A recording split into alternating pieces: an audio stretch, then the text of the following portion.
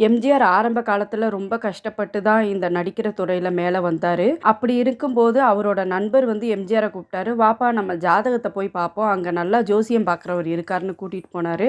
அவரு வந்து எம்ஜிஆரோட கைரேகையெல்லாம் பார்த்துட்டு, "ராஜா அம்சமான கை இது. உனக்கு நல்ல வாய்ப்பு இருக்கு" அப்படின்னு சொன்னாரு. அத எம்ஜிஆர் கேட்டுட்டு, "அட போப்பா!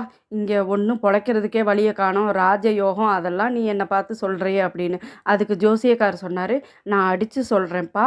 உன்னை தெய்வமா இந்த மக்கள் கொண்டாடுற நேரம் வெகு தூரத்துல இல்ல, சீக்கிரமா வரும். உன்னை அப்படி இந்த மக்கள் கொண்டாடுவாங்க" அப்படின்னு சொன்னாரு. அவரு சொல்லி கொஞ்ச நாளைக்கு அப்புறம் அவருக்கு பட வாய்ப்புகள் வந்துச்சு.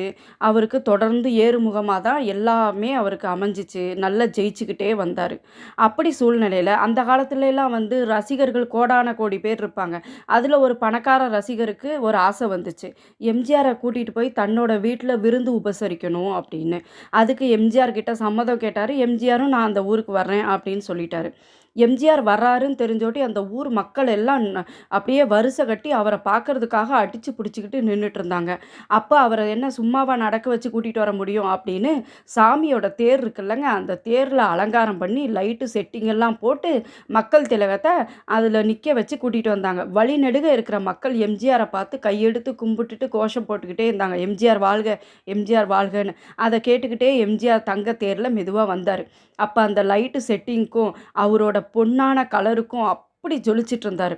கடவுள பார்க்குற மாரி எல்லாரும் கையெடுத்து கும்பிட்டாங்க. அப்ப எம்ஜிஆர் ஆனந்த கண்ணீரே விட்டாரு. ஐயோ! இந்த நாட்டு மக்கள் நம்மள ஒரு தெய்வமா பார்க்குறாங்க.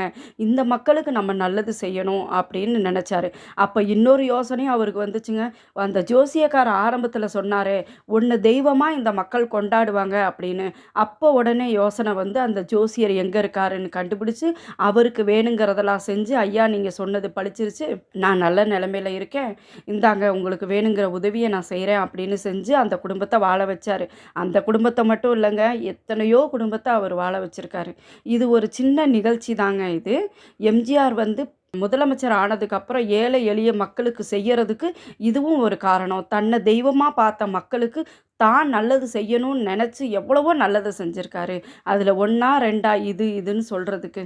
அவரோட புகழ் என்னைக்கும் வாழணும். அவர் என்னைக்கும் வாழணும்.